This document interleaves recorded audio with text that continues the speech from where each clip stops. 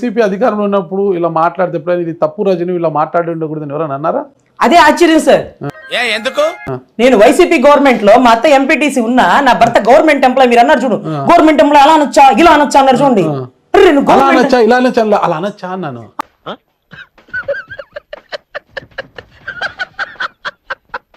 అదే అలా అనొచ్చా ఇలా అనొచ్చా అనలేదు నేను. మీ ఈక్వేషన్స్ అలా ఎక్కువగా ఉంటాయండి, ఆ ఫోర్స్ వస్తుంది. ఎట్లుంటది మరి మనతోని 4 ఏళ్ళు వైసీపీ వాళ్ళు ఒక్క మాట గానీ మా ఫ్యామిలీ గురించి మా గురించి ఎక్కడ చెడుగా చెప్పాల. ఇప్పుడు సోషల్ మీడియాలో ఏదో ఒక విషయాన్ని తవ్వి తీసినట్టుగా నీ బోందా మేము ఎప్పుడో వైసీపీ సోషల్ మీడియాలో ట్రోలింగ్ చేస్తున్నారు.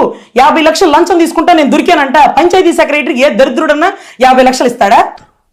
ఇంత చిన్న లాజిక్ ఎలా మిస్ అయ్యారు మీరు?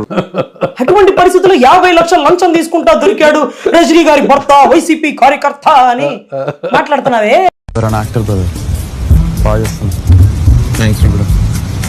బిందాస్ ఒప్పుకోవాల్సి అంతేనా? జగనన్న మంచోడా? 4 సంవత్సరాలు మంచోడా చెడ్డా? ఇబ్బంది పెట్టలేదు. ఎవరు గొప్పతనం వాళ్ళది.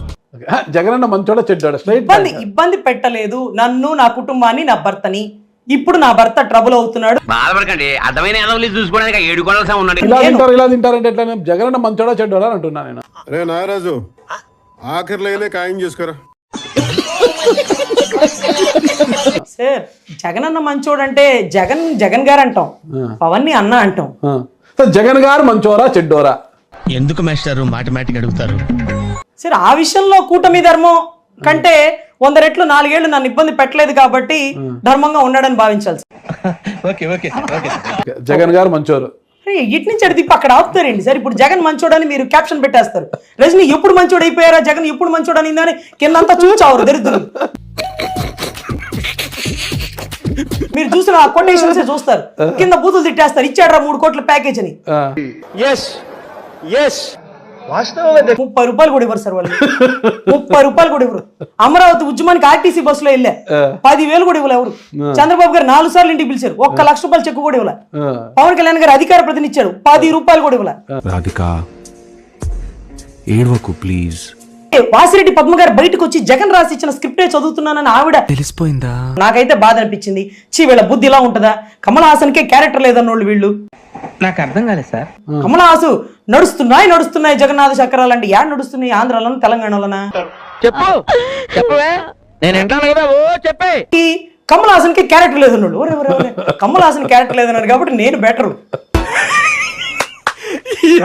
ఏం ఫీల్ ఉండదు మామయ్య. బట్ రాంబాబు గారి విషయంలో ఇది తప్పు అని మీరు మాట్లాడిన తర్వాత పార్టీ మీపై కొన్ని చర్యలు తీసుకుంటా. తప్పుని తప్పు అనకూడదు, తప్పుకోవాలి.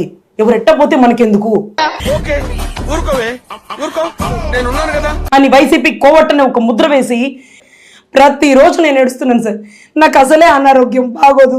1 నెల రోజుల క్రితమే కదా సార్ గుండెపోటు వచ్చి హాస్పిటల్లో అడ్మిట్ అయ్యా. నా కళ్ళంట నీళ్ళు వస్తున్నాయంట్రా. చింతకాయలు సిన్సియర్ రా. నా కళ్ళ ముందు తప్పు జరిగింది సార్. గుంటూరులో ఫ్లెక్సీ కడితే కొట్టుకుంటారు అని చెప్పి పెట్టేసుకుంటారు సార్. వద్దు సార్, నల్లపాడు పోలీస్ స్టేషన్ లో కంప్లైంట్ ఇచ్చినందుకు ఈ రోజు నా మీద పడ్డ ముద్ర వైసీపీ కోవట్. నా బెడ్ బాయిల్ అయిపోయింది. బీపీ చెక్ చేస్తే 160 180 ఉంటుంది. ఇప్పుడు నేను ఎక్కడా కరెక్ట్ కాదురా. నా ఆరోగ్యం అంతంత మాత్రం. నేను ఉన్నంత వరకు ప్రశ్నిస్తా. పోయిన తర్వాత నాలా ఎవడో ఒకటి ప్రశ్నించండి. ఈ పొద్దు ఈ కుర్చీలో కూర్చోడానికి ఒక్క మగోడు లేడా? మీరు ఆరోగ్యంగా నిండు నూరేళ్ళు బాగుండాలని కోరుకుంటే పోయిన తర్వాత అనద్దండి. భవిష్యత్తు కార్యాచరణ ఏంటి? ఇప్పుడు జనసేనకు మీకు సంబంధం లేదు సార్. ఉన్నంత వరకు న్యాయవాదిగా తప్పని ప్రశ్నిస్తాను సార్. జుట్టు ఉంటే ముడేసుకోవచ్చు, జుట్టు లేకపోతే ముడేసుకునేది ఏమి ఉండదు. పుట్టింటికి రా చెల్లి, జరిగిపోయింది పుట్టింటికి రా చెల్లి అంటే అన్న మనం తిరిగి వెళ్తారా? వెళ్లే ముందు కండిషన్ పెడతారు. నా సిద్ధాంతాలు ఇవి, నేను ఇలాగే మాట్లాడతాను, పార్టీ లైన్ అతిక్రమిస్తే నేను ఆ లైన్ దాటాల్సి వస్తుందని కండిషన్ పెట్టిపోతారా? స్వాగతించినా సరే సిద్ధాంతిక విరుద్ధంగా తప్పుని తప్పు అని ప్రశ్నిస్తాను గానీ కూటమి కోసం, కూటమి ధర్మం కోసం నేను పనిచేయలేను సార్.